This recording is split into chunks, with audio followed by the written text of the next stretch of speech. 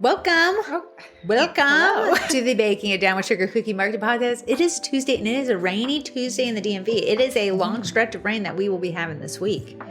Great reprieve. Because I'm making you come up to my energon. I like it. Come up to that. If you haven't heard of us before, we're actually a spinoff from a group on Facebook called the Sugar Cookie Marketing Group. There's about 49,000 bakers in there. And from there, we can see things that are going on in the industry, topics, trends, anything like that, which is awesome because we can bring it to your ear holes every Tuesday. I actually want to tell people, okay, so you can say a group is however big it is, right? Yeah. But it's the active member metric that is True, most important. True. So, and this I'm proud of. In the past 28 days, which is we're entering the slower time for cookies, we have an active membership count of 32,000. That's why that's important. Yeah. Because a group can be 1 million people and still only get 1 or 2 comments. Yeah. The longer the group is in existence, you have to realize, like baking, we've niched it down to baking businesses, and the amount of turnover. No. It's sugar cookie baking business. Yeah, we're so niched down. The amount of turnover that happens in the sugar cookie world, let alone the sugar cookie bakery business world, is quite a lot. And the group has been around for 5 years now? 5 years. And that's a 67% active user base. Yeah. And you know what? You're thinking ratios. That's the same thing, the same idea you need to come to with your newsletter openings. It's never going to be 100%. That would be wild. If it's 100%, please teach us. Are you giving money away? Does it say you open this and you're a millionaire? So yeah, I think that's when I join a Facebook group. You can see a group that's just massive, but it's a lot of scams. It's a lot of mismanagement. A lot of off-topic posts or the same repetitive posts. So I'm impressed that it's so narrow. Like, Amy's deleting anything that even has a whiff of being a baking question in the marketing group. Yeah. And yet it's still such an active user base because I feel like that is how the value added. And Corrie and I were talking about it. Like, it would be easy to set this group to public and just get a numbers game.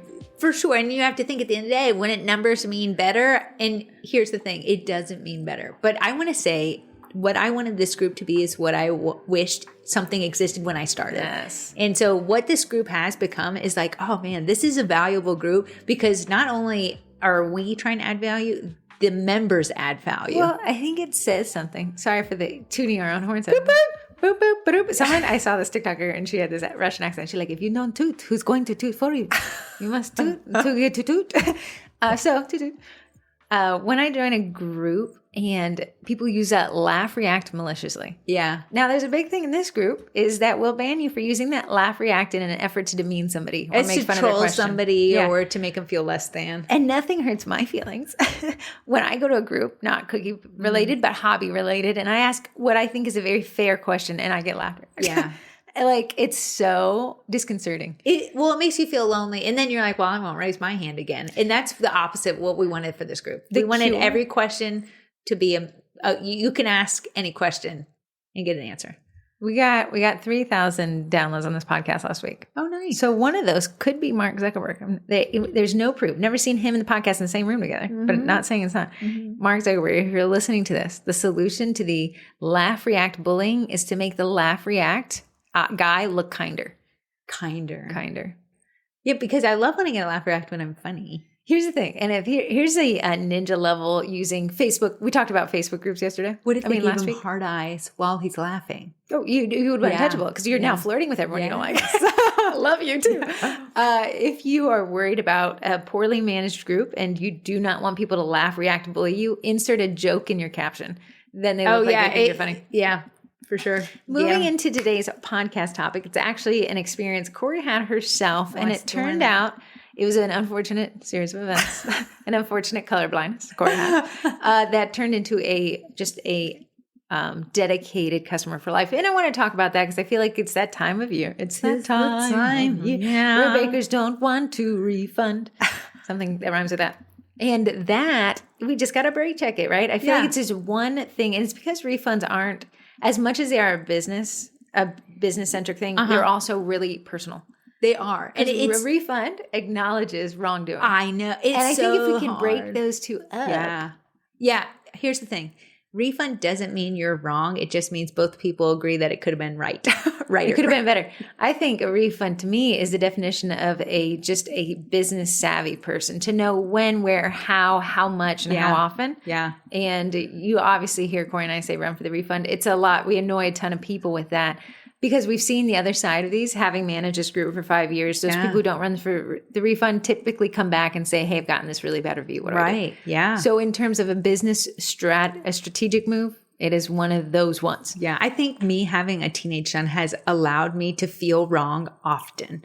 So now it doesn't feel so bad to say I'm a little wrong because my son says I'm wrong all the time. I get it. I would not be able to handle our children. I know. So it's allowed me to see, like, maybe I could see it from other person's perspective. Archer has been on this planet for only 15 years. He knows nothing, but you would act like he knows everything. Mm-hmm. So for someone to always tell you you're wrong, and then, I mean, I've become more accustomed to it. The wild part of, and I think that's exactly the issue with refunds, is you just brought it into right and wrong instead of business, like on sale, not on sale. True. They would do admin stuff. Yeah. And Corrie just took it into that emotional thing. Well, if I refund them, I admit wrongdoing. And that's where that kind of creeps in. It's no longer a business thing. It's now like, well, you're saying it's a morality thing. Yeah. So you can kind of see that what Corrie has brought it into this more psychological space is that if you're in an argument with your spouse, right? And you say, well, if I admit that they're right, I've just admit I'm wrong. So I have to say that they're wrong. Well, now they've got to defend it even harder. Yeah. And we get the death You're in the thick of it. The thick of it. That's why I always say asking things with a question allows people to save face and get out. Get out alive. Yeah, if you listen, and I'm super into learning how to argue better. Because I'm going to win. They're always like, instead of saying like, you're wrong, say, did I understand that you said it? When you said this, is this what you meant? Yes. What you find that often everyone's actually on the same side. The people wanted their cookies and they wanted to pay you. Now something has caused us to be at odds with each other, but let's be at odds with the problem. Back on the same side. So tell us what happened. All right. The backstory, because we need a good backstory. On Etsy, someone contacted an Etsy cutter shop, Icing Mate, love her, and said, hey, can you make these cookies in your picture for your cutters for my wedding? And Icing Mate was like, I think she's based not in Virginia, like California or something like that. She was like, unfortunately, I am a cutter shop, but if you tell me where you're located, I can recommend a baker to you. Oddly enough, they were right down the road from me. What are the odds? And the fact that the cutter shop knew you were there. Did you order stuff from her? Yeah, she was in the vending machine last year. So what's crazy is she just recommended them to me. They were very close. I got an email from these nicest people on the planet. They were like, we love everything you do. Here's why we're upset with you. And I was like, shoot, I didn't even do anything yet. Right. And they're upset with me. They're like, we're upset because you're already booked out. It was our lack of knowledge of the sugar cookie industry, realizing that I should have been placing these orders months ago. They were so nice. And I love to make whoever referred me look good and take a referral. So I said, you know what? I'll squeeze you in. Here's the thing. We had What's Popping Con coming up. I already had an order. I had surgery. There was a lot going on in that little time. But I said, you know what? If I didn't want to take the order, I'd say no. But I did want to take the order. So I said yes. So I said, here's the thing. I can do 3 dozen. They're like, great, 5 dozen it is. Yeah, what happened? They said, we don't want price to hold back our best day ever. These cookies are gorgeous. She thought you were trying to meet her at her price point. Yeah. So you were like, I can do 3 dozen at your price point. And she was like, screw it, let's go all in. Yeah, but you were trying to say I can do 3 dozen because of what my schedule allows. Okay. So there was a little miscommunication. It was my fault. She said 5 dozen, but we had agreed on 4 simpler designs to make it that her budget wasn't exploding. Okay. So while she did go over budget, the 4 designs was something that I could do. I do like that. So some folks are like, oh no, I'm out of their budget. If you can't afford me, go find somebody else. In reality, we can work with people to get within their budget by simplifying designs, simplifying size or order quantity. Yeah. So even though she wanted the inspiration step from Icing Mate, we ended up choosing 4 designs that did include metallics. So that saves a ton of money. On there. Yeah, because there was about 52 steps on that specific cookie. I did not. Because it also saves not only time costs, but ingredients costs. Yes, it does. So I said, I agreed to them. And then she said, great. Our wedding is based on a misty blue.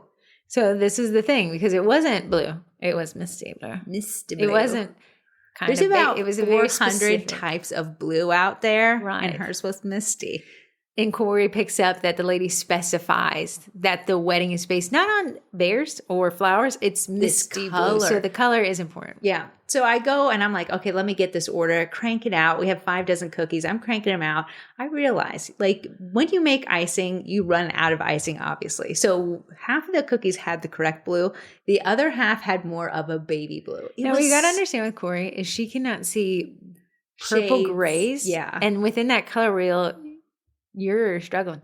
I am struggling. It is, and it's something that I know. But here's the thing. I thought I was pretty close. But when it dried, I could even see that I wasn't. Corey does the age-old check. Ask the husband. I did. I said, whatever he says, I'm going to go off. I truly, who wants to rebake anything at the end of the day? Right. Nobody does. So if it's close enough, you're good. You can do that whole, like, it's the client likely won't notice. And I see people ask those questions like, I don't think the client would notice. And you see a lot of bakers saying, hey, we were our own worst critics. Nobody's going to notice this. So Corey thought, her husband hardly notices that she walks in the planet. Yeah. Maybe if he won't notice, but he says to her, it's close. It's pretty close. It's close enough. Maybe you could give a partial future refund. If Corey's husband, if you've met this man, if this man thinks it's off, it's well. Here's the thing. I had already taken the state. Here, I did not want to rebake the 2 dozen. It was close. Not close enough, but close. But at the end of the day, I'm human. I was so stinking tired. But I can't charge those prices that I charge and give a less than stellar product. I actually did send the stage photo, and I was like, here's the stage photo. Corey takes the stage photo. It looks phenomenal. However, you can see very apparently that there's 2 shades of blue within this set. It is. Shoots it off to the customer. Now, Corey is a huge proponent of the pre-photo because if it's staged well, people think it looks better. Mm-hmm. But it also catches any issues. And if the client sees it, can email back before the pickup. But now you beat her to the punch. So here's the thing. I sent that knowing full well the colors were not correct. It was a baby blue. I'm sorry. I thought you didn't realize it until after you sent it, where you kind of look at the photo. After I sent it, I said, let me go back through the emails and just make sure. And I said, no, she specifically said this word misty blue. And Icing Mate had the finished product on hers. So I put them side by side. And I said, shoot, this is different. This is not the same. Before I even let the customer have to put on that awkward, like, hey, quick question here. I said, you know what? To put someone in that position, I can't do that. So before she even emailed, I said, hey, listen, I actually looked back at our correspondence and the inspo picture. I put it up against the picture that I sent you. The colors are wrong on half the cookies. So what I'm going to do and I want everyone to pay attention to this because I know what you guys are going to say. You're going to say, give me those cookies back and I'll do something. But Corey goes a step further and says, actually keep the miscolored cookies and give them to the staff at your wedding because they're very close. Yeah. But I'm going to rebake those 2 dozen. And with my serious apologies, the cost is eaten by me. Yes. So I said, I'm so sorry. I said, you know what? The colors are close. They're not the right colors. You have been planning this wedding day for God knows how long. And I, the baker, will not be the person that ruins it today. There is 30 cookies that are the wrong color. What I'm going to do is actually give them to you. You can use them as thank you gifts to the venue or the staff. I really like that option. Yes, you gave her. Eat them, throw them against the wall. Whatever you want to do, they're yours to do with. What I'm going to do is make an additional 30 cookies that will be the correct color because your wedding day became our wedding day when you hired me. And gosh darn it, we're going to have the best wedding day we've ever had. The lady writes back. She said, wow. That honesty in taking accountability. She said, I was so happy with the photo that you had originally sent. She gave you grace. She allowed me to save face, which made me even more wanting to make it right to her. So you may be saying like, oh, what a great story. No, it's not over yet. We're out to lunch. Corey gets a text from this client and she's like, I just want to let you know, I left you a gift. Left me a gift. It was this cute, they were an Asian couple. It was a exclusive Starbucks line of mugs. Okay, so Corey went from not knowing this lady to getting a gift from this lady. Yeah. And that Starbucks mug, I'm not a Starbucks person, but it's got to be over $20. Yeah. So even there, we've got an additional exchange. But beyond that, who do you think this lady, should she choose to have kids or should she have a mother-in-law that she needs to buy a gift for? Yeah. Who do you think she will call? Oh, here's the thing. She's going to call me because the confidence with ordering from somebody who's high-end pricing has to come with some high-end reassurances. Because at the end of the day, you can say, well, I have the best ingredients in the world. It caps off at a certain point. And then you have our profit that caps off and we have our cost covered. Yeah. Then we have just additional profit. Now that additional profit to me is seen as an insurance policy should things go wrong. Yeah. Right. I'm willing to pay you more. Did I lose out a little? I didn't make on the set. The set cost me to make it, which is fine because if you add profits from the set before and the set after, there's enough there. Right. But this set, I did take the L. However, did you blaze a trail for future bigger sets with this customer? 1,000%. Here's the thing. My husband was like, just to offer a discount on a future set. I said, here's the thing. I'm going to take off my baker apron and I'm going to put my wedding shoes on. I have to take the place of this customer's. People have planned their weddings for years. Weddings are bigger ones. And I think that's a sidebar. Yeah. Bakers are always like, I don't charge more for weddings. That's disrespectful. No, charge more for weddings. They want this level of service. So if you do charge more for weddings, a surcharge for weddings, which a lot of companies do, it's because in the event something goes wrong, they're going to fix it. They're going to fix it. And that's what the bride wants. Yeah, you got to be able to add the, I'm going to fix it. I'm going to fix it. She's been planning this wedding out for years. The color was what this wedding was founded on. It wasn't a theme. It was a specific color. She has probably a million things going on. The baker is not her top priority. You just assume that when you hire someone, they're going to get it done. They're going to get it done right.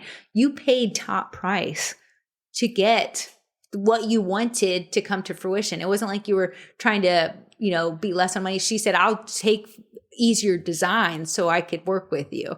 It wasn't like, she was like, I think your price too expensive. Is there any way that you can come cheaper? She's like, no. Well, I see this issue sometimes with bakers. They'll come to the Sugar Cookie Marketing Group, or I love to stalk other groups and see the questions there. And they'll be like, I do not feel like I owe them a refund. I'm already undercharging myself. Yeah. And there it is another problem. You made your lack of confidence in charging somebody else's problem. That's not fair. It's not fair to put that on your client. Yeah. When I see bakers say that, I took this order, I wasn't even supposed to, I was booked already. At the end of the day, you took the order. They have the same amount of respect as the order you took when you had plenty of time. And to say to somebody, well, I squeezed you in. Yeah. Here's a problem with problems.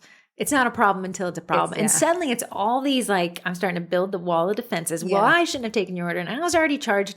You undercharged so you could snag the order. Yeah. So I did you a that's favor. A part of your risk there. You said I'm going to charge less so I can secure this order from another baker. Yeah. That's a strategy. It's not my favorite one because you don't have a lot of elbow room when things go wrong. But suddenly things go wrong and it's like, well, you picked me because I was cheaper and this is close enough. And because I'm cheaper, you should be okay when I have a mistake. Then we always have that. Well, it's in my policies. And I do love putting expectations in policies. And a lot of them include that, hey, the colors will be close, but not exact.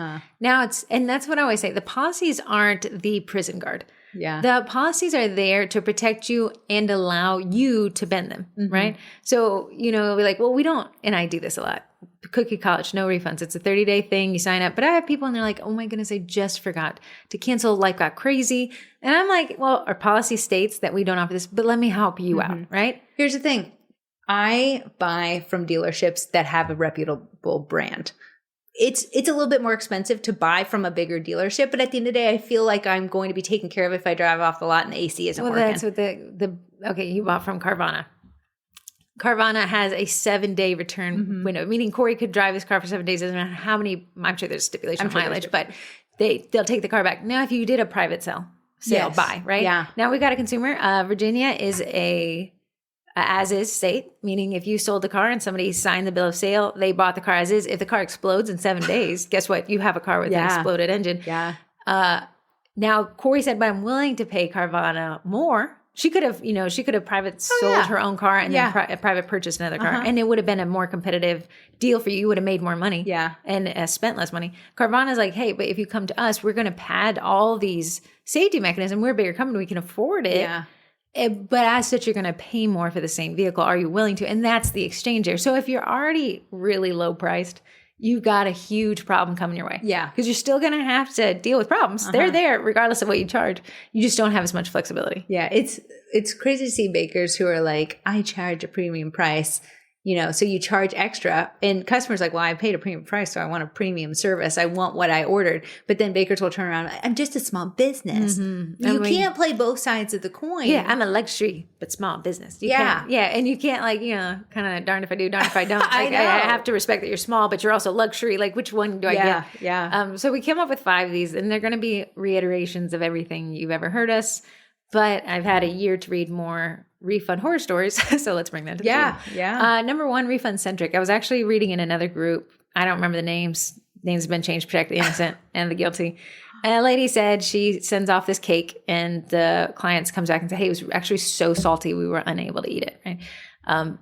Baker comes back. Well, me and my family actually baked a cake from the same batter. I really think those are, listen, if I'm a liar for calling you a liar, I don't know. I don't believe that bakers are truly eating out of every batch. And you batter. can eat the scraps, but just to discredit someone's. She put the client on the defense. Yeah. Oh, and then she's like, well, we ate from the same batter, so it wasn't salty. So you're a liar, but I'll refund you. I'll discount a future order. And then the client's like, why would I want a future discount when I'm not happy with the present situation? Yeah. In the comment section, laugh reacts are flying out at an unprecedented rate. In these groups that have 200,000 figures, which, only a fraction of them are actually business owners. So someone had said, hey, listen, I disagree with future discounts because it's the current issue that needs to be addressed. In fact, I'm so refund-centric, this person said, whose name I can't remember. I actually do 100% refund policy stated before they even pick up their order because I know future me will have this client for life. Problems exist and problems will happen. And I see a lot of bakers like, I forgot this ingredient or I didn't do this right. That's a guarantee. How you handle it. So what she's like, I'm able to secure this client even though there's a problem because I told them if there's a problem, you're 100% made whole. Yes. Now, every other comment was the opposite of that. And everybody was reacting. And the only comment I felt was business centric. Well, here's the thing. If you're charging a premium price, that premium price in there has you some wiggle room for when the issues do arise. Whether you forget a few cookies, you spell the name wrong in a few cookies, you can refund it and not feel it at all as an employee of your business. You're not losing anything. You just take less profit home. That's why we're building a business where we are profit first so that when issues arise, it's not putting you under where you're no longer going to turn on your lights because you had to refund this customer. Mm-hmm. Now, there is a time and place for the type of refund, the type of recourse, right? There's a recourse where it may be a discount of a future order. It may be, that would be a client who returns a lot. Yeah. Then they had a small issue here. Like, I'm so sorry, Shelly. Corrie likes to pick a Shelly. Future next time, I got you. Yeah. Then you have the one where it's a new client, like kind of Corrie's, this lady's big order, new client issue. How do I want this to go? And somebody had asked a question in the Sugar Cookie Marketing Group. And their question is like, there's a problem with the order. And then it was all the reasons why she didn't think the client should have had that problem. Well, I gave her something for free. And really that was a cookie that wasn't charged for. And I had already discounted her order to get it. And I was like, and I wrote the lady back. I was like, hey, you sound like you don't want us to give you any forms of recourse. It sounds like you more want us to validate no recourse at all. Do you want this to be a client for life or do you want it to be a client that may leave you a bad review? Like you pick. Yeah. You pick your own adventure here. That's a great thing about owning a business. You run it however you want to run it. What me and Heather are just bringing to you is what we've seen over the last 5 years and what it seems like a good, but here a year later, that business is closing down. Ran it into the ground. And that's why I think that I'm so pro refund because it really puts the power back in your ship. The one reason why I didn't refund this lady, you're like, if you're so pro refund, why didn't you refund her? That's a good question. The reason why is because she didn't want to bring the wrong color cookies to this wedding. She had been like, I wanted to refund her because I didn't want to make the order again. That would have been the easiest thing. But I would put her at a disadvantage because this wedding's perfect, except for the cookies were the wrong color. So I said, instead, I'm going to stay up late, wake up early, finish this set so that she has the correct order. It fit, that decision fit this issue. Allison had replied to somebody who was asking about like, hey, we had an issue with the order, what do? And she had said the age old, definitely keep this in mind. If you were the client, what would you want done to you? Yes. So, and then, put the shoes on of the other person, walk a mile in the Louboutins, and then say, what would I want done for me here? And your answer, what you want done to you, well, that was funny. The poster said, well, I wouldn't have cared. Okay, well, it sounds like you don't want to do anything, so don't do anything. And I told the poster, you do not have to do anything we tell you. Yeah. But what do you want to happen here? Right. Do you want to never have this client again? And somebody like, well, I wish I never took the order. Okay. Would you never want to have this client again and get the bad review? And that's the part we need to see there. You may not want the client again, but do we want to deal with that bad review? Yeah. One time I sent, I'm a big proponent of sending a stage photo to them the day before pickup because that amount of time I can fix some issues. It's still a good, what I don't want to do is give them that order the day of their party and they're like, You spelled the name wrong. Maybe I'll make every week I ask a podcast poll and I put in the Wednesday newsletter. Maybe that'll be mine. Do you send the pre-photo or do you not? Oh, okay. I see arguments for both because you have the people like, well, I think I want to change something that didn't need changing. Yeah. So we've done a podcast on it. So this gentleman, I actually sent him a staged photo. Their due date was the 8th and I put the 7th. And he was like, hey, the cookies look amazing. The due date is the 8th, but having it on the 7th, I mean, no one's going to bother us. He was so great. He was doing all the heavy lifting. So I said, no, I'm going to be able to fix this, but I'm also, because it was out of their budget to add macarons to their order, so instead of refunding, I added the macarons into his order that, he couldn't afford because it fit the issue. So I said, well, I'm going to be able to fix the 8th and turn it to the 7th on this. Well, Corrie could have said, well, the client didn't care. The client doesn't care. It's their stuff. So number one is a refund-centric company. Mm-hmm. And I really liked what that person whose name I can't remember was like 100% refund ahead of time. Now you can build in policies around that. So I like to remember, don't know if they still do it, Harris Teeter had the 200% refund policy on spoiled fruit. Yeah. Now I think the parameters that you had to have bought it in the last 3 days, come back with the receipt and brought the product back. They would not only refund you the cost of the product, they would double the refund. Yeah. Now, when that's an aggressive, that's a 200% refund policy. Then I'd have these kind of stipulations. I'm not a big bring me the half-eaten cake. Well, I'm going to say you're going to bring back the moldy strawberry because you're not going to eat it. The problem with the cake is you're going to have to cut into it and bite into it to realize that there was too much salt added. If you're anything like me, to bring up an issue is just painful. I'm sweating. Yeah. I'm sweating bullets the whole time. And I'm like, but I feel so wronged that I need to say something. Well, I know when Heather's saying it, it's so insanely wrong because Heather will eat through a wrong order. Listen, we'll figure it out. We got a wrong order you know what? It's not so bad. I needed more salt in my diet anyways. We actually got a wrong order on Saturday. And my words when we stood up from there, I was like, we shall never be back. Like, where did we go? We went to Chewy's. Oh, yes. Yeah. Corrie specifically said I want no peppers on my quesadilla, and it was actually a pepper-only quesadilla. But we never brought it up. And I want to say that a lot of your clients are probably like me, millennials, hate confrontation. But what was the words we said? We'll never come back. And everything was pretty okay, but it made it look a lot worse when we were like, so you've lost, and this family loves the chips and salsa. Oh, we are going to be a diet. Once we find a restaurant, this family, we went to Panera so much. They celebrated our birthday. We went to Taco Bell so consistently growing up that there was a birthday cake on our Dunkin' Donuts. We were buying them baby shower gifts. Yeah. So, and my dad goes to Under Armour stores so much. He was buying the guys gift certificates to Under Armour store that work there because it's just a type of family. We like consistency. We have produced a lot of income for these places that go above and beyond and they water back. So refund-centric, refund culpability. Now this is one where you put your emotions aside. Yeah. And you say, I'm sorry, I made a mistake. Mm-hmm. Now and I feel like some people are like, well, you left me wide open here. Like I have no protection at all. And I see it in the comment section where it's like, never say sorry. Do say sorry. Let's say sorry a lot. Let's take the culpability. Even if you're, and I like, well, you said right here, client, then this is where you were confusing to me. And I think that's on you that I didn't do it the right way. Refund culpability is like, oh my goodness, when you wrote that, I misunderstood it this way. My sincerest apologies. What can I do to make this right? Uh-huh. And again, what can I do to make this right for you doesn't always have to be a full refund. Yeah. It's case specific. But that culpability, what happens when I put on my boxing gloves? What does Corrie have to do? Either take it to the chin and she's going to put on her boxing gloves because no one wants to take it directly to the chin. Brink. Yeah, because when you say that I'm wrong, I have to now defend myself and then say, no, you were wrong here. What am I going to say? No. Every time there's a issue, I always think there's this hole in the ground. And we could be on the same side of the hole looking down and be like, let's come up with a solution together. Or we can be on opposite sides of the hole. And our responses make that hole grow bigger and bigger. And we're seeing less and less of each other because we're having the issue is growing. I hate to always bring up that couples therapist, but she was like, you guys both saw a car accident.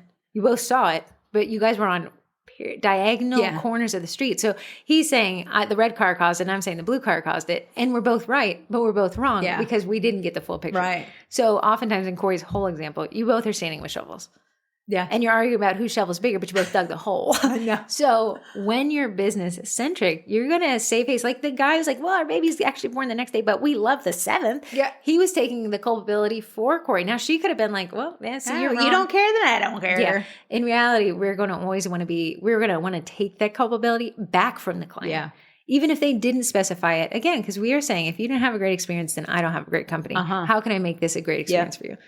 Moving on, refund often. Now, here's the question. I do this every year. I poll the group. I should do that coming up here soon.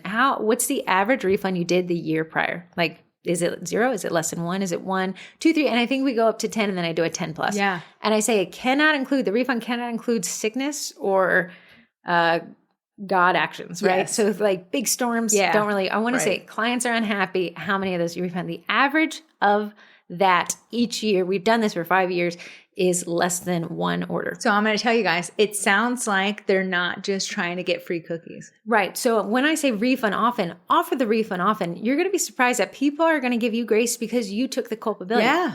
Like I said to Corrie the other day, I'd love to give people grace. Mm-hmm. Oftentimes, they don't give me the opportunity to, so we got to battle to the death. Yeah. Like, well, I wanted to say it's okay, but you said I'm wrong, so now I got to say you're wrong to prove it. Yeah. And then it's a death spiral. Yeah. So if you offer refunds often, you're going to find that a lot of people don't want them. They don't. You know what? They ordered cookies for an event. Odds are they want the cookies. I would love for a psychologist to go into the cookie groups and tell me why every baker says they just wanted free product from you. And that same baker turns around to me and says, I'm so sorry, I forgot to cancel my membership. Can you help me? I'm not like, you just wanted free knowledge.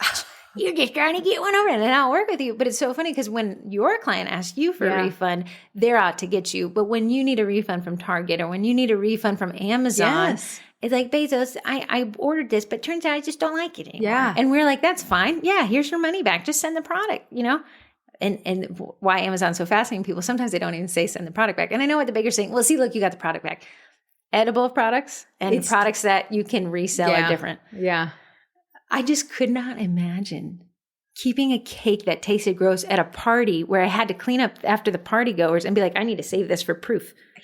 At the end of the day, the cookies, if they didn't have your cookies, even though they were left of center, you forgot an ingredient, the vanilla wasn't in there or whatnot, they have to serve something. Your thing was they didn't know it tasted bad until they served it. Yeah, but then at the end of the day, you're going to make everyone starve. Sorry, guys, I need everyone to put the cookies back on I've got to bring them back. I know at the baker right now, they're listening. They're like, but I want to do a quality inspection. Okay, listen, there's a way to word that. You can say, oh my goodness, I'm so sorry. Your refund's already processed.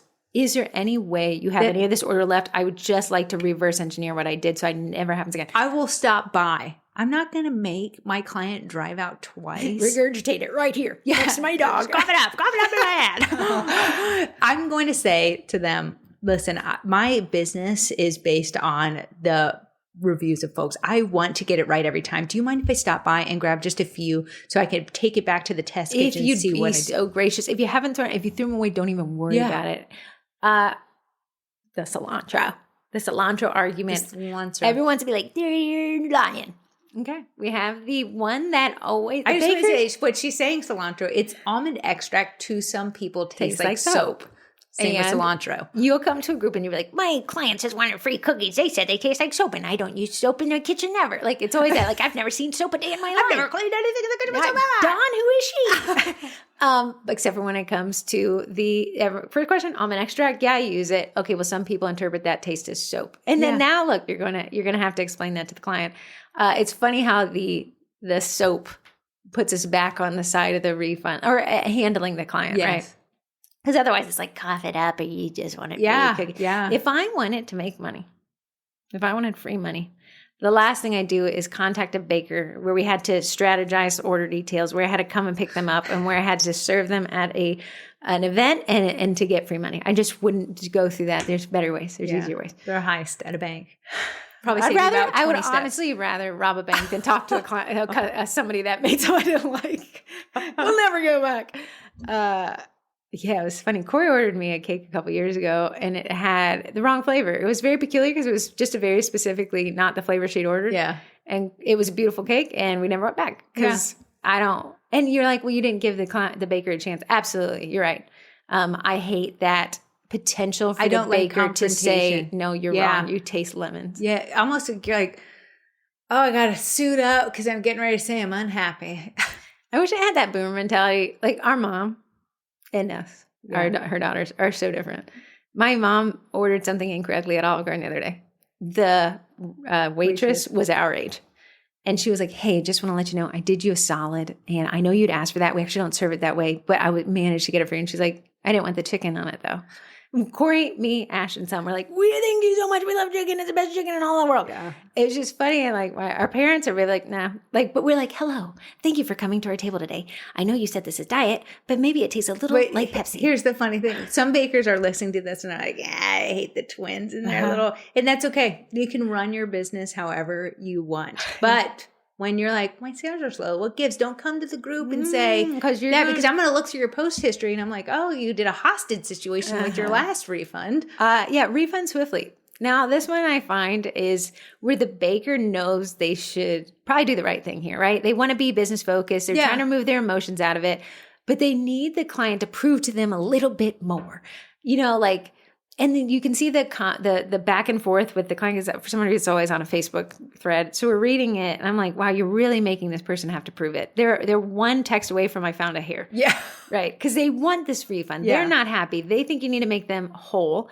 And you're like, well, prove it to me. You've lost all the kudos. Yeah, and you're going to lose the money too, because you should get to the refund before they say they had a hair in it or a baked-in ant. You just don't know. Yeah. But you've lost all the kudos to be that person who like, wow, I hardly mentioned, it's barely, like Corrie, the lady's like, I didn't even notice the color wasn't misty blue. It was noticeable. It was. But the lady, because Corrie went so quickly to the solution, it allowed the lady to be like, I didn't even notice. In reality, she noticed. For sure. Even I looked at him and I was like, wow. And I said, I even said, thank you so much for your grace there. I said to Corey, the unfortunate color was that baby blue. And I was like, it's a wedding. Gosh darn it, baby blue. So refund swiftly. So you're going to refund often. You're going to be like, hey, can I make this right? Could I possibly give you, but you're also going to be like, as soon as there's an issue, like, hey, I just want to let you know, 5 to 10 business days, if I can make it a single business day, I would, but processing takes a little bit. But you're going to see that. That's going to give people now the space to be like, oh my, you shouldn't have. Yeah. You're going to be like, well, I shouldn't have. No, they're being grace. Yeah. They're giving you grace. And then that refund generously. Now, I always see this one's the issue. I had a person and they said, hey, I made a mistake on a single letter. I'm going to refund the letter. That's not generously refunding somebody. That is the bare minimum to mitigate. Here's what I want you to always do. I want you to take off your baker's apron and put on your client's clothes real quick. Put on your client's shoes. I love to say, if there's a birthday party and you're like, well, I spelled one of the things wrong, I'm just going to refund that one cookie. Let's assume that she ordered 30 cookies for 30 kids. And let's say they're all 5 years old. Yes. Which kid is she going to have to look at and be like, I'm so sorry you don't get one today? Well, you know what? Likely she's going to take it from her own. And it's that kid's birthday, and that kid doesn't get it because you're going to have to be like, hey, listen, we don't have enough now. So you've put the client in a tough situation, but we all assume like, oh, it's just a birthday. They ordered 30 cookies. Just take this one, put it in the back. No one's going to notice. We don't know what these end goals are going to be with these cookies. Are you handing them out one by one? They're expensive. So I thought maybe Sarah with the missing R. Yeah. To the front. Here's your cookie. So you have to assume the best, and you have to put yourself in as a baker. A letter wrong is not the end of the world. I promise you. People have never spelled Corrie correctly. I've been Connie. I've been Corrie with an EY. My name has been misspelled, but you don't know if I wanted to everyone to hold up a CORRIE for like my 40th birthday party. What you want for your birthday party? Yes, that was my subtle hint. I'll be piping that, so it may not even spell Corrie. So here's the thing. You have to put yourself in the position of your clients. And you're like, well, they'll be fine. No, let's assume that one kid's going to go without a birthday cookie, and it's going to be the birthday kid because the mom can't tell the other ones to show up. You've put your customer in a bad spot, and it makes you look bad. Right. So the refund generously, and I use the word refund, there are times where rebaking is actually the better move than the refund, right? So Corrie will do that one like, I don't want to rebake these. I'd rather just give them the money back so I don't have to deal with it. But it doesn't solve the issue that they still need a certain amount for a certain amount of people. The wedding people, right? So that one we needed this 5 dozen. Mm-hmm. There's 60 people coming. Yeah. So that, hey, rebake. And you're like, but I don't want to. That is the solution. So the money one may be the easier one, but it may not be the right solution. Right. There are times in which case the refund on a future order, there's times where a partial refund is still correct when it's married to this personality of a person who is generously taking culpability, refunds often and swiftly. Those partial refunds actually do make sense. For sure. Here's the thing. It used to be shameful to say that I've offered refunds. Now I want to say it's not shameful at all. If you cost say of doing business. No, it's a cost. It's honestly when someone's like, I've had to refund 4, I'm like, wow, they're a good business owner. 4 times they took culpability of it and told the clients, you're right, I'm wrong, I'm taking the L. Whereas I've never had refund ever before in my life. Like, is it because you don't? The desolate destruction you've left in your now I used to be like, well, I don't want to tell anyone where I messed up. No, listen, I've messed up quite a few times. The more orders you get, the more you market, the more orders you're going to get, the more you're going to mess up, the more you're going to have to confront this issue head on. When you ride a motorcycle and you go to the motorcycle training course. Sure. The biggest thing is it's not if, it's when. You will be in a motorcycle accident. Yeah. You will. They said you can't bring a bike to a car fight, right? Yes. You'll be in a motorcycle accident. How bad it is determined based off of how many skills you have to mitigate it, right? So with the refund, it's not if, it's when. Problems are headed your way. You're in business. You're human. It's baked into the process. How you handle that refund determines if it's a high side motorcycle accident or just I tripped over in the garage. Right. Tripped over that kickstand. It came out of nowhere.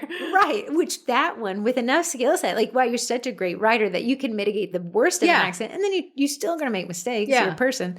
My motorcycle accident, I dropped it in a parking lot. I wasn't even on it. It fell on me. Is that embarrassing? The sweat. Oh. The heat. The heat wasn't coming from the engine. It was coming from inside the clothes. It was coming from inside the house. So just to recap, obviously we're big into refunds where applicable. Be refund-centric. I loved that lady's like, I tell people up front, it's in my policies that, we always policies like, and if you don't like the color, I don't match them perfectly. Yeah, I would say it reminds me of my ex-husband. Sometimes when the days are good, we're like, hey man, how you doing? He's like, hey, girl, good. When the days are bad, thou shalt not contact me without forethought and a loyal present. So if I read some of these policies and they were like, if you're not happy, we're not happy, we'll make it right. I'm like, shoot. I would almost, with 2 equal bakers of 2 equal talent, of 2 equal reviews, and one had 100% refund policy put in before I ordered, I'd go with that baker. Oh. It mitigates my risk. I tell you, Carvana, a 7-day money-back guarantee. I said to buy a car sight unseen from a vending machine building, it's crazy. but there's guarantees in there that if I'm not happy, I don't have to sweat it. What's wild, and I thought it played onto your psychology really well. I said, buying the car from the vending machine doesn't allow you. We've never seen this car before. You haven't test driven it. What is the test driving policy? And Corey's like, I'm allowed to drive it around and then come back and decide I don't want it today. But I'm not going to because I actually have 7 days. Have you ever private sold a vehicle? No. I hate it. I've done it so many times. I did it once with you and I was like, oh, this is stressful. Infinity for mom. Oh yeah, I hate it. Yeah. Because, you go on the test drive and the person's like, we're in as-is state, meaning if they buy the car, they have to keep it. They start nitpicking all these things. Yeah. Right? We're still negotiating. Like they walk around and they're like licking their thumb. What happened here? But when Corrie had this 7-day return policy, she got in that car and we just left. I said, shoot. Let's drive it tomorrow, see what to do. Because she was so protected in the event that in the 7 days, and it had stipulations around it, but in the 7 days, she wasn't happy she could bring it back. It made her care less in that moment. It made me confident in the purchase. Did I spend more? Yes. For that ability to take it back, yes. But that was it's been past 7 days. You never did it. It's 7 days. It was like, that car's yours, baby girl. So that refund-centric, 100%. I love it. Like that 200%, I've never seen it before. Wow, I loved it. Yeah. Right? I did bring those strawberries back. They were moldy. And then they gave me, and I was like, how's this going to go? And they're like, so sorry about that. Here's your money. And then we've doubled it. Wow. But you thought you were going to have to maybe fight it out. Do you know what I didn't do? Run back to the produce section to find more moldy fruit. Like I wasn't out to I really just wanted the strawberries. Right. Absolutely. Although I could have made it a whole pass. What Harris Teeter was back then, I have no idea if they do it now. It was like, we're so standing behind the product we offer. You're never going to have to worry about moldy fruit with us. And if you do, because fruit molds, we're still going to make you whole. And that's refund culpability. I like it when Corrie does this. It removes the onus from the client to fight. Oh my goodness. And you can still You can still say, when you wrote this is how I read it. And I'm so sorry I didn't check with you further to confirm that's what you want. We can still point out, and I'll say, hey, we actually don't offer refunds for recurring digital membership since the access is right there. But let me work with you on this. Yeah. Yeah. I'm able to still point out that, hey, this is you. And I want to say, after each issue, I want to say, we've been teaching classes for a long time. Our ability is our process locked and loaded. Rarely do we have people having issues needing refunds with the classes, because over the years, when someone has brought something up to our attention, we're like, oh, I'm so sorry. Here's a discount. We have then taken that experience and fixed it. We fixed the hole. We fixed the loop.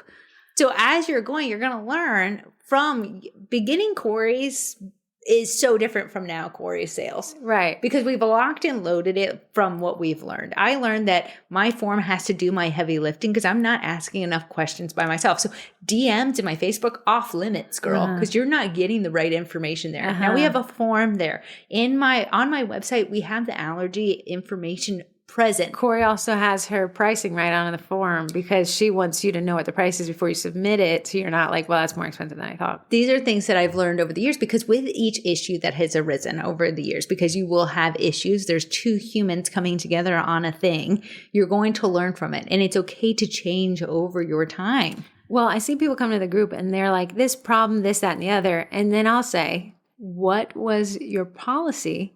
Yeah. At the time that person made the purchase? Well, it wasn't in there. It wasn't in there yet. It's in there now. You've learned a lesson, but for right now, you're going to make this person You're going to take it now. Even though you don't think you should, it wasn't in your policy. Right. I know I say policies are written in blood because somebody suffered to get here. I cannot see a purple hue. It looks gray to me. That has to be in my policy. I am not like don't order gray from Corrie. Yeah. It's going to say a color policy. And now Corrie, knowing that she has this deficiency in seeing the color purple with a gray mix into it, can say to the client, hey, listen, here's the color I'm coming up with. Do you approve this? Yes. So I did. I said, here's the mauve. Here's what it looks like on AmeriColor. This is what your cookies are going to look like. And it protected me in the long run. Because the client can see the correct colors. Corey's taking a little shot in the dark. She can ask. I think sometimes I get a text from you saying, what does this look like? Sometimes I go down to my husband and I'm like, are these clothes?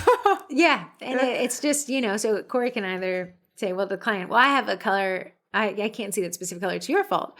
Or I can't see that specific color. It's my fault. Yeah. A refund often, refund swiftly. Those are two different things, meaning we're not going to make them dance for it. You lose all the benefits of a refund when you make them. Imagine taking the L, giving the refund, and you don't get any kudos. Yeah, then you've done two wrong. You've done a right in the wrongest way possible. Yeah. And then refund generously. I don't like that whole I'm going to refund you the half of the cookie that has the wrong flower color on it. Yeah. Or I will refund you on a future order of a like Because again, that's kind of the same thing. I did the right thing the wrong way. Well, if you had a bad interaction with me, odds are you don't want me back.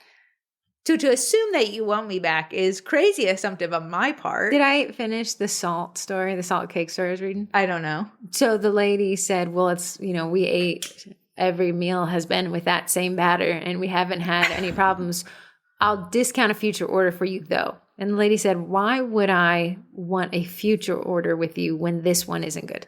And I said, I agree. I gotta agree. But the lady was like, but I offered the discount. I offered the recourse.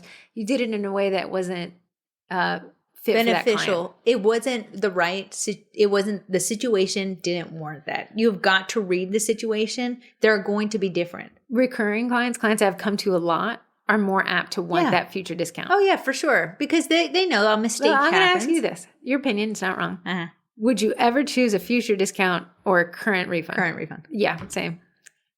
I want to be made whole today. Yeah. My issues today, I need the solution today. I get the future thing, but I have to assume I'm thinking on behalf of my clients. They typically order once a year, my average person, and it's usually a birthday. So they get a refund in 1 year. They get to be made whole. They're going to hate me for 1 year. Didn't they have 1 year to find other bakers? Corrie, how many times could they have recommended me in 1 year? That is a money asking question right there. But if that last taste of Mixing Bowl Cookie Company was a bad taste, the last interaction was not a great interaction. You'll never see me again. They're going to pull the Chewy's chips and salsa. They're going to stop recommending me maybe try someone else new, start recommending them. That's even worse. They never get that little future. Well, if they just came back to me, I'd give them the discount. I'd prove to them that it wasn't the salty batter after all. At the end of the day, it's opinion-based. Refund is opinion-based. What we can tell you is what we've seen over and over and over again. Somebody had asked just this past week about an issue with the order, and then she had lined her entire post with the reasons why she didn't think she should have to. And I'm like, reading between the lines, you don't want to offer recourse. She's like, well, I don't even want this client again. That doesn't solve the fact that maybe recourse is still due here. Yeah. Due process, right? So I said to the person, I said, do you want to make this go away, or do you want a client for life? Because my answers are going to be different. But you need to choose here, because I can see you don't want to do any of this. She didn't reply to me. But then somebody else did. And I said, if you want this to be a client for life, we're going to refund this whole order. And somebody else who offered an opinion I did not ask for, my own opinion, was like, well, I think it should be a future discount. And I said, a future discount doesn't guarantee a client for life. Nothing does. No. The odds of somebody being so overwhelmed with good vibes when the refund is processed today versus when that future discount, and right there, the future discount isn't a free order. I know, because you're adding a future partially paid order. Yeah. And that's the other issue with the future discount, is they had the option for this one to be fully refunded, but instead you offered them a partial cheaper cookie in the future. You made sure that you didn't lose anything here. I know, and I almost, as a client, would think that my next order would be like done fast and haphazardly because you're making the same amount of money. No, right. You know, just as human. Have you ever, well, I'll say sometimes, here's an interesting thing. I use quad lock cases. They're ugly as sin. They worked well on the motorcycle, and so I just stuck with them. I had bought this battery adapter. You can plug it on here at magnet. Sure. And it charges the phone, right? Okay. It turns out those were exploding. So by law, they had to refund the product. And in exchange, they were like, please dispose of it appropriately. Okay. Am I going to throw it away or not? Yeah. Okay. But they absolved themselves of liability because they offered, but it was interesting what they did. They said, we can refund you 100% of your purchase price. I've been using this thing for a year. Yeah. I'd been using it a lot. It did get hot. And I did look it up, and they're like, yeah, it's supposed to get hot. Turns out it wasn't supposed to be getting hot. Or they said, or if you don't want a full refund today, we'll give you a $100 store credit. This thing, the battery pack was $30. Wow. They gave me a future triple free things. Yeah. Well, they have the business model for it because I'll need to buy another case. But I said, yeah, let's do the $100. Yeah. I'll throw away the battery pack. And look, they made on that. Yeah. So they gave me a store credit. And that's when I think that future thing. But again, they went above and beyond. Remember? It cost them less because they had these profit. schnooklies? My hole in the shoes? Corrie walks with her toes up, right? My On Clouds. I got a new pair of shoes. Lifetime warranty on them. And then they honored it. Yeah. And Corrie has been she has been on cloud 9 on clouds. Walking on clouds, man. And Corrie will recommend, if you ask what kind of walking shoe, you're going to tell them it's an on cloud shoe. And it's because I felt taken care of in my moment of, like, you promised me something and it wasn't that. Here's the thing. That shoe cost you, I think it's $160. Like, the shoes are very typically priced. $160 is ridiculous. Ridiculous. But they've baked in so much customer service into that price that Corey's like, I'll still buy from them. Yeah. You and your big toes. Me and my two big thumbs toes. way up. We got four thumbs straight up in the air. 2 toes as high as they'll go. So that is the name of this podcast is Luxury Returns. Luxury prices have to have luxury returns.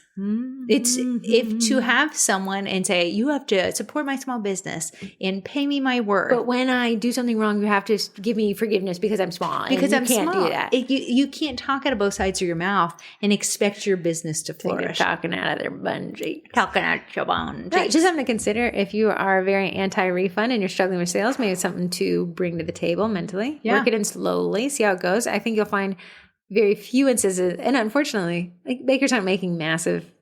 What are you looking at? Yeah, myself. See if it's still recording. Is it recording? Are we? We're still there. You guys can watch all of these episodes on our YouTube channel, where the virtual assistant, has finished uploading those past Facebook Lives. Now, Nice. not all of them made the cut. Not all of them are not. still active, Sure. but he did what he could with what he had. Yeah, he did great. So if you're like, well, Facebook's deleting all Facebook Lives, if you're like, man, I wanted to watch that, I'll be updating that spreadsheet, but they're all on YouTube now. That's the ones that great. you I get. think June 28th was the day. Yeah, and he was like, do I have time? I have this family emergency. I said, brother, go. Tons of time. You Yeah. are one of the best people I've ever worked with. Now take us to the stupid questions. There is no such thing. The Cookie College. Oh, girl, my God. The Cookie College. I did my Get to Know Your Membership 101 live last night, and I'm always impressed. You know, Kristen, Heather Campbell Brookshire, Rona, they were on there.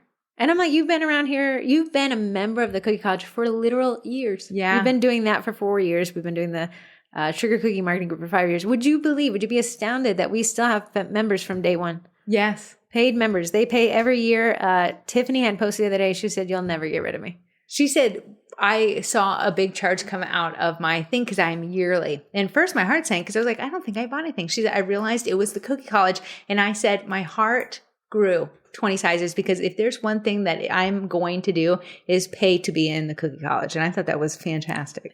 You'll see me in the Sugar Cookie Marketing Group, and I'm often locking threads or telling people, you got to post that over there, got to post over there. When you see the content in the Cookie College, it is business-centric. How do I make money?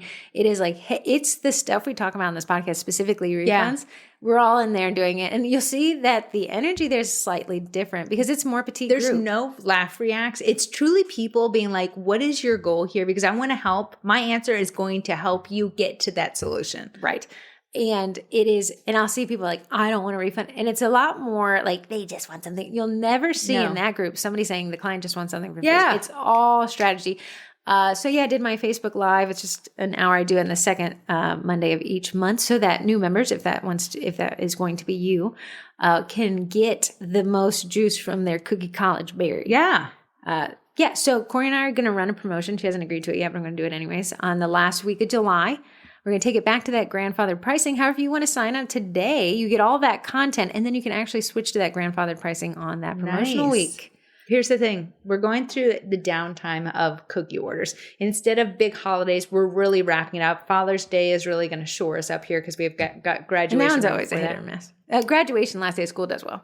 That is, but we're coming towards the end. School, some people have 1 week left of their Isn't that school. crazy? Yeah, it's insane. So this summer is the time to plan how you want Q4 to go. Do you want to be in above your head, burnt out, tired of your customers, or do you want to have everything in place so that when you do hit an issue, a little bump in the road, you're able to take care of it? Corrie and I, mostly Corrie telling me, Corrie at Heather, is saying this is where we plant what we harvest. Mm-hmm. So this slower time, you may be tempted to take this big break.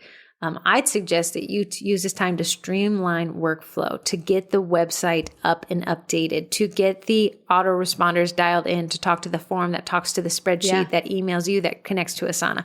All stuff we talk about in the Cookie College. If you do that in the next 3 months, your Q4 will be the most impressive you've ever seen. And I know you guys want to blame the economy. It will be the most impressive Q4 you've ever seen. Yeah. Because people are still buying cookies. Yeah. People are still selling cookies. People are still buying luxury cars. People are still buying Ford F-150s every 3 seconds. Yeah. The money's still there. If you want to blame the economy, cop out. Great, take it.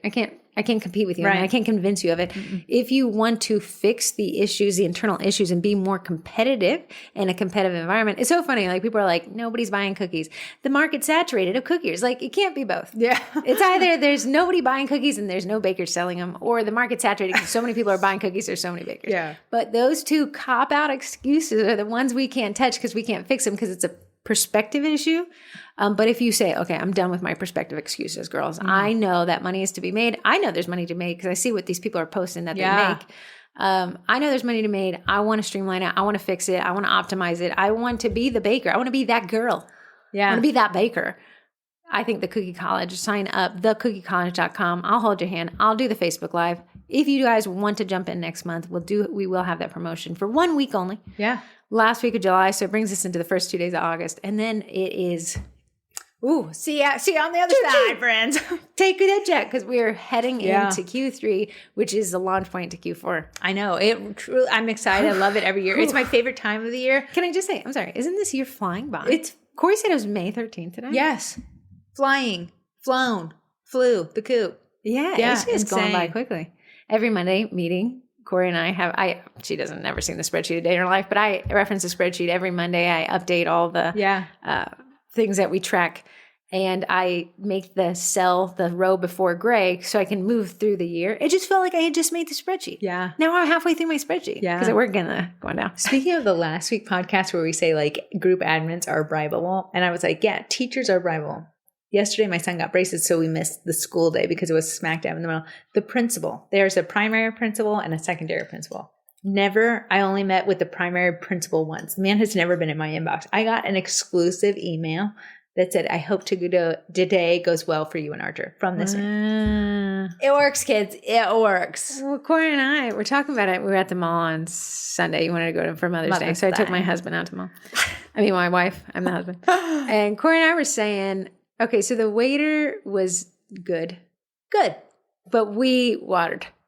We emotionally watered. Yeah. And we're like, everyone loves the feeling of being appreciated. Yeah, because he was good. He was good. And we just said, you're really good. And then he gave us free desserts. And Corrie and I are like, it's funny because our family finds it very annoying, the watering. Because we do it everywhere because who doesn't like to do it? Feel it. But I was like to Corrie, I love to be told thank you. Even if it's contrived, even if I know somebody made you, like Archer, her son, gave me a honey bun. He did. Like, he really put some effort in this honey bun from the vending machine. You gave him the money to buy the honey bun. I did. But I got a gift of a honey bun. And I was like, wow, I feel very appreciated. Yeah. And you took a picture. He felt very appreciated by your appreciation. Yeah. Corrie and I were saying, if we could appreciate Arch, a future woman he marries will be thankful that she gets gifts from him. Yes. Yes. So that was that. Moving on, thecookiecollege.com. If you want us to appreciate you, we will. It's funny, in that group, we also do and I tried to do it for Easter, I couldn't get it to work. The Starbucks card, the shared Starbucks card. It really works during the busier time. Well, the problem is Starbucks thinks it's a scam. Yeah. From me. So it freezes my account because it's like, who would put $400 on a Starbucks card? Me. Let's go to stupid questions. I think yesterday or today, there was Stupid Card Tray. Yeah.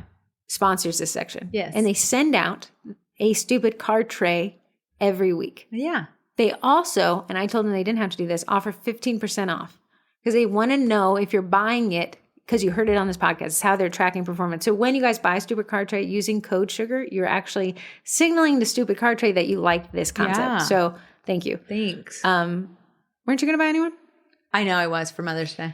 Well, you could have stacked the code. So he did even an extra. He's like, all the code for the 15% off is stackable for our other promotions. They're running promotions constantly. So just sign up for their newsletter and you'll get those promotions. Nice. So we actually only have 3 texts. And I blame the fact that the podcast was so late last week because we were we were out of town. So of these 3 chances that these people have, 3. 2, 3. Hi, twins. Here's my stupid question to try to win a stupid card tray. Well, winner from San Angelo, Texas. San Angelo, Texas. Not San Angelo. Angelo. Hi, twins. Here's my stupid question to win a stupid card tray. When you're in a community group that allows you to join as your business page, do you make the value building posts as yourself or the page? Thanks again for the top in the groups last week. It gave me something else to try. Kelsey from Texas, email me at heather@sugarcookiemarketing.com and I'll get you connected with Phil from Stupid Card Tray. This is a great question. I'm going to let you answer that because I know you have a strategy behind there. We talked about it, Corrie and I, actually before we taught this class because I think it's a bit of opinion based, but I feel like mine comes from a place of strategy. Okay. I was in a group myself and somebody had asked for some recommendation and the page of a company responded. And for some reason I felt slightly detached because the community group is mostly profiles. Yeah. Personal profiles. Mm-hmm. When the page responded, I was like, well, I don't know who that is. Yes. There's a benefit and a detractor to this. When the page responds, it's a single click, or it's still 2 clicks to get to the page, to the page profile to message it. Mm-hmm. However, the value added post would be very odd. It would still seem poor coming from a page. Like, I don't want to see that the cupcake shop needs personal landscape. Right. So I would say, Kelsey, you're joining the groups as yourself. Great if you can join as your page. I'm only joining as a page so I can tag the page within the group, which still gets us back to the same 2 clicks to the page and the profile, right? And I think, when it can, if you got your logo as your profile picture, it says Mixing Bowl Cookie Company. Someone asked for a recommendation to a baker that makes custom cookies, and my page comes in comments. that is a great way to build brand recognition, name recognition, answering questions. It was interesting because you did that the other day in the Nova Foodies group. You responded as a page, right? Yeah, because you told me to test it out. Yeah, I would say my theory, my current strategy would be respond as the person. Yeah, I agree. Tag the page. Yeah, I agree. Yes. If somebody recommended me in a group as my page, I might respond. I agree with that. For sure. There's most groups I find that don't allow pages to join. Yeah. So you don't have to worry about that. But that's actually a great question and a lot of strategy there. The value added post would solely be me. Thus, my sales pitch post would still be me so I can correlate this active profile. Because if I build all this value as Heather, but Sugar Cookie Marketing Page is the one making the pitch, I'm still not connecting the value there. People who have learned to like Heather's content, who like Heather, they're going to as a person. Heather, and they're going to see this, like, let's pretend it's Corrie Mixing Bowl. They're like, who's that? Yes. I don't know who that is. Yeah. Possibly, though, and I've seen this, and I do like it, if you have a page, sign off as your personal name. So they'll do -Corrie. Like, it'll be Mixing Bowl. Like, thank you so much. Signed by Corrie. Yeah. Weird, not typical on Facebook, but as a page with the anonymity. So my suggestion, post as your profile solely. Yes. Tag your page. It's so funny. That is the winning text, but we actually just got a text while I was sitting here. That's so funny. Yeah, I just want to see what does it go to the next one or does it go to this one? It goes to the next one because the podcast save it then. No, we don't have a lot to read through. Well, I'm just saying if they're texting in, they could win next week. Well, just text in again, Clinton, New Jersey. Okay. Dude, you're very close to this one. There was only 4 texts. Hi, twins. Just listened to last week's episode and had to chime in on the pump your own gas a bit. I'm a native New Jerseyan. Oh, sorry, I thought you said like pump yourself up. She's talking about pumping gas. I'm a native New Jerseyan and we do not tip the gas attendant. If they're waiting by your window, it's probably your out-of-state plates and then playing off your uncertainty. I would be uncertain. Well, I'm not tipping them. I haven't gone to New Jersey in quite a big state. I hate that weird where they're playing off of my tag. For sure. I will not fill up in New Jersey. Yeah. I'll be like, we can barely make it to the next stage. Okay, that is good to know from Clinton, New Jersey. And last one, hi twins. I'm the Douglas, Georgia texter, currently living in Alaska. My husband is military, so I'm very pumped you guys read my text. So funny because we thought she was actually driving from Georgia to Alaska for a class, and we said that class she's going to take an L on. She was like competition, not in Alaska. When I did a roll call and I asked, there's still some people in Alaska. The roll calls I got next to no responses were Montana and Nebraska. Really? Yeah, and I think one Dakota. One Dakota. Yeah, one of the north-south ones. Okay, last one. Here, it's an actual question. I want you to answer it. Hey, stupid question. Here's a stupid one. On the last podcast, you said IG, quote unquote, got rid of hashtags. I've been living on a rock. What does this mean? It's not that they got rid of hashtags. They got rid of the ability to follow a hashtag. A great way to build your brand and to get more people is to actually follow a hashtag that was local to you. So it ended up in your feed and you're interacting with local people who are on the platform currently. Oftentimes, the Sugar Cookie Marketing hashtag has about 300,000 mentions. That means people are using it all the time, actively on the platform using it. A local hashtag like Lake Ridge, Virginia has 10,000 mentions, but Lake Ridge has been around for 30-ish years. So it's not used quite as much. So to have it land in your feed when someone was on there and active allowed you to create a relationship with someone without having to see in your backyard. Yeah. Your ideal client. And they used the hashtag, which meant they wanted to be searchable. Yeah. So they did away with that. Like me liking a real estate agent's post about their open house as my mixing bowl allowed me to create a little bit of a relationship with the real estate agent who could buy from me. By just ending up in my feed because I followed the Lake Ridge hashtag. Now you have to follow the real estate agent. Now you throw off your follower. I know. So you can't follow a hashtag. You can still go look at the hashtag and see people that are using it. It just doesn't end up in your feed organically anymore, which kind of sucks.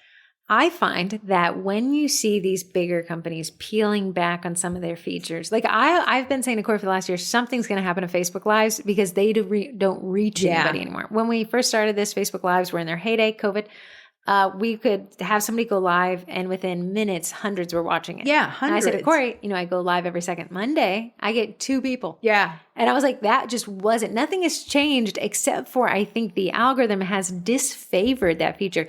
When we see them peeling back the hashtags, I think personally, it's because their algorithm is replacing that recommended content. I think initially it was like, if I follow hashtag Lake Ridge, I want to see content from Lake Ridge. Now I think it's like, you engage with a lot of content from Lake Ridge, we're going to show it to you on our own. Yeah.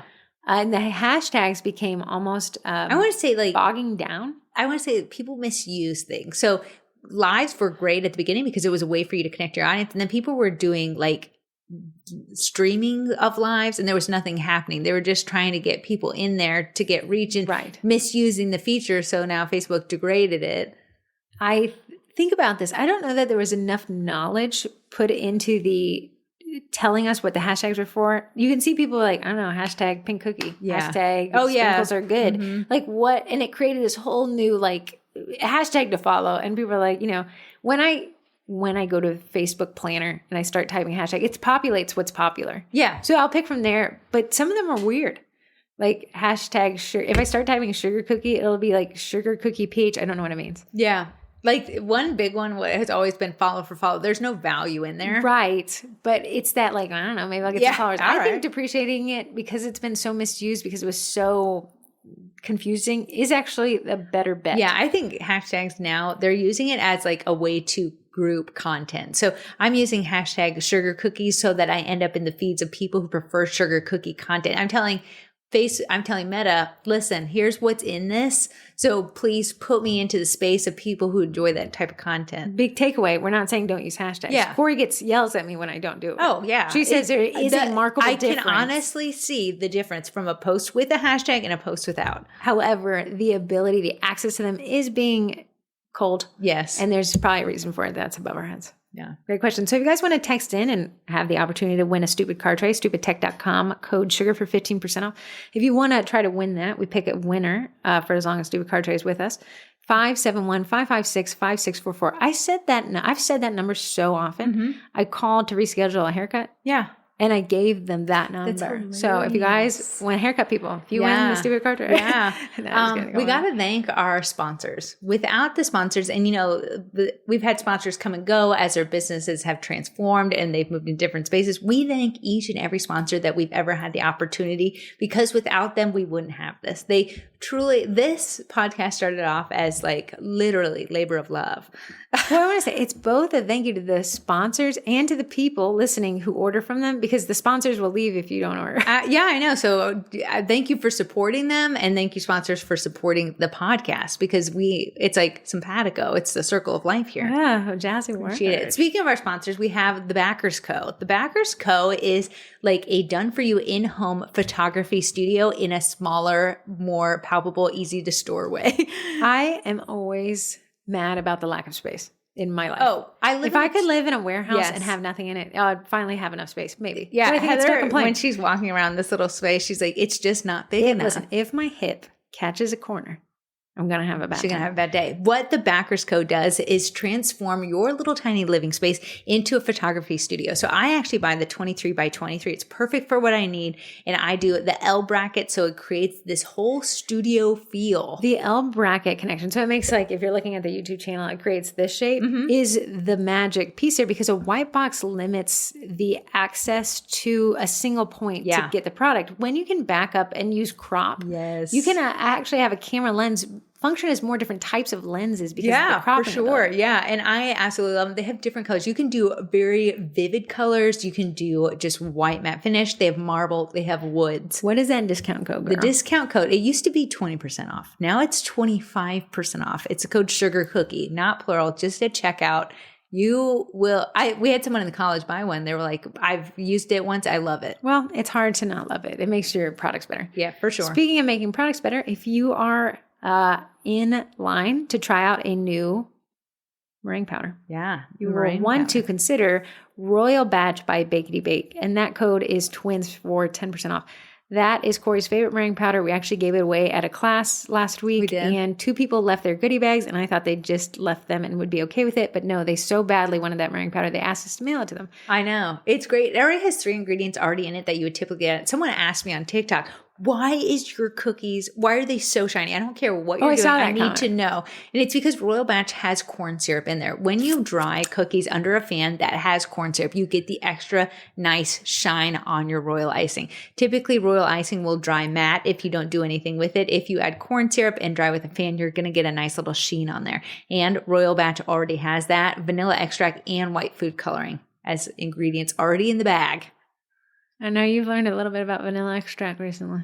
Whew. We'll talk about that in your Twin Oh, I did. Next up, we actually have rolled on, finally, my apologies, is the cutter creation website for beginners, but also for people in a pinch. Yes. So I'm a pinch. Yeah, what was the name of the website again? So sorry. You have to look it up for me. Okay, you keep talking. Yeah. So if you're wondering, I think you could do it. yes. Okay, here's the thing. I'm a busy person. I'm busy. I don't have time to learn new things. I don't want to learn new things, but I do want to save money because saving money is how a bakery business does grow. You want to use software that helps you do that. So we don't need big softwares that help build actual houses and like bridges and skyscrapers. We need something that is for cookie cutters, for bakers to use. So when you click print, you're going to get a cookie cutter and you can go to the kitchen and start making and breaking those. Now I built. You barely have to build anything when you get a Bamboo studio. Yes. The Bamboo company, 3D printer company, is coming out with something massive. But it's probably for the people who are actually printing cosplay and car parts, right?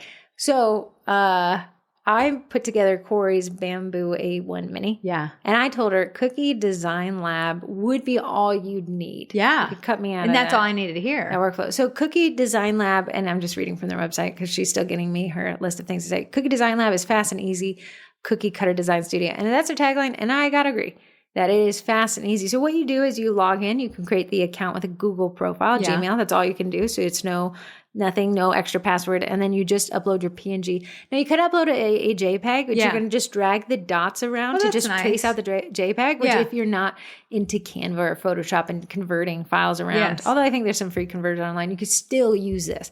So let's say the customer says, here's my wedding invitation. Here's a special flower on it. It's misty blue. You're like, I'm going to make a cutter that's in the shape of this flower. Listen, my goal, I'm going to call you this week. Set up my I'll believe it when I see it. Okay, yeah. I know what Corey's going to say. She's going to set up the Bamboo A1 Mini, use Cookie Design Lab, and make a cutter on her own. Yeah. I'll believe it when I see it. All right. Okay, go on. Next up, we have Eddie. Eddie is a direct-to-food printer. So you're like, what does that mean? Instead of printing on things like wafer paper, what you're going to actually do is in the printer, you're going to put your royal iced cookie. You've already iced it. He's ready to roll. You're going to print right on top of the royal icing. Eddie is the coolest thing since sliced bread. I absolutely love it. Since sliced Betty. I absolutely love using him. He's replaced my airbrush. He's allowed me to do more corporate orders, which has grown my bakery business. He allows me to take a lot more last minute orders because you can throw an image on there and be good to go. He's great for graduation sets. So if you're thinking like, I really want to grow my business and I'm not sure what direction I want to head, think, is it corporate orders? Are you trying to alleviate time in the saddle? Because this Eddie can definitely help you. There is no discount code because he definitely knows his worth. But you can join the Eddie Printers users group, see what people are doing, see people are using him in just fascinating ways. Printing on M&Ms, which is great for graduation gifts, printing on Mentos, chips, royal icing, buttercream, macarons. It's fascinating. Get the Mentos tray. If there is one. There is. Print on it just the word Mo. And hand them to Mentos. No, it's a memento. Say Mo. Yeah, it was a wild shtick to get them. Yeah, that was men's toes. Men's toes. Yeah, that's if you print a toe on a mento and then it'll be Mentos. But I want to be a memento. But now I'm back onto the men's toes. Please get the mento tray and we'll print men's on it. Like Mentos. Well, are they going to be like my toe straight up? Or are they going to be down? Corey will stick it in her shoe and blaze a hole through it. Daisy makes, she is the creator of What's Poppin' Con. And she said after What's Poppin' Con is over, just roll into Daisy Makes. So I just pulled up the website. Have you heard of this? It's daisymakes.com. Don't have a discount code for you. Maybe I'll ask her for one. Fake pops. Oh, I just saw these. Okay, these are so funny. It says, say goodbye to wasted dough and display pops that need to be replaced and say hello to fake pops. This girl's good with her phone. They're reusable 3D printed pops that perfectly match original popper system sizes so you can test out your pop designs and make a display version of your pops without needing dough. Now, Daisy Makes, the Amy behind it, she has a brick and mortar store. If you've ever been, Corey and I went to a Crumble the other day. Yeah. Are those real cookies or fake cookies? They're real. Okay, if when we went to Seasons 52, they have display They do. desserts, meaning Desserts. yeah, the guy bent the Reese's cup on the top. So you would do that to create these display cake pops. Anyways, check out Daisy Makes. Corrie just got into cake pop discs. Is that what it's called? That's what they are. Yeah. So it's a new approach to cake pops, and Corrie said it does make it a lot easier. Yeah. What you're like, I could use a cookie. It's her trays.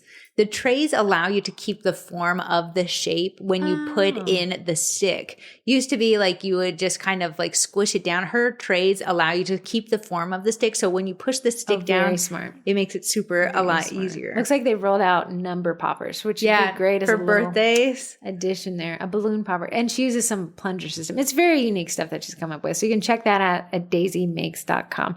Cute website. Her husband is a web designer, and this is cute stuff. Yeah. What'd your twin twist? My twin rest. Okay. I'm going to say last year I made my first batch of vanilla and it did work out.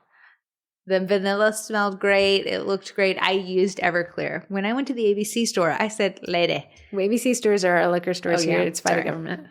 When I went to the liquor store. When I went to the kids' kindergarten ABC class. I went to the liquor store. I said, what are people using for vanilla? She recommended Everclear. One is 151 proof. That's what it was. Okay.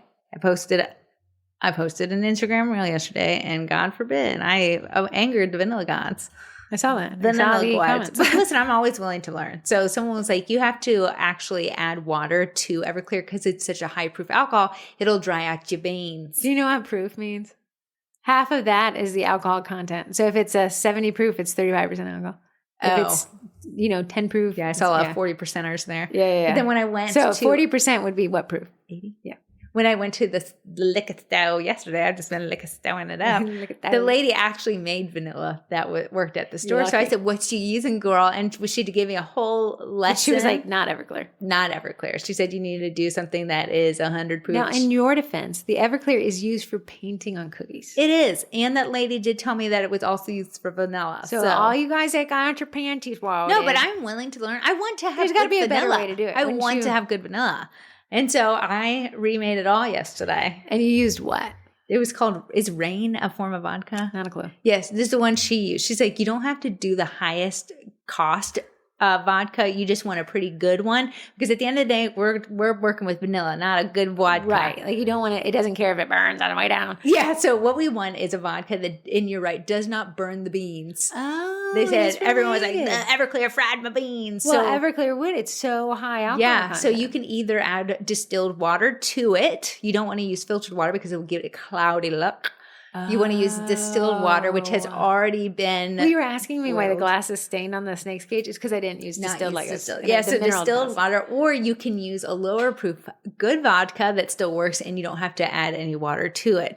It'll just be time and saddle. So there's different types. She was doing a bourbon based vanilla. She said it takes twice as long, but you could do something like Madagascar beans or Tahitian beans. She was doing a Hawaiian bean, so more of a floral scent to it. Oh, this lady was deep in. Yeah, I loved that she was there to help me, and she was so willing. And so I was like, oh my gosh, thank you so much. Nice. I said, you will be seeing me again. So I am.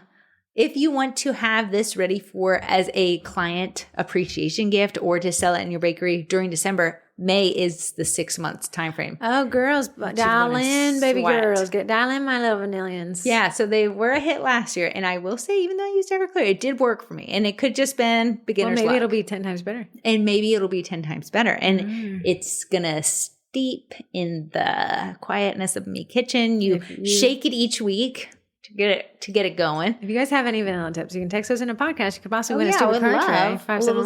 571-556-5644. So that was I'm learning. Always learning. Always be learning. My twin twist is, did I mention the garage sale on this?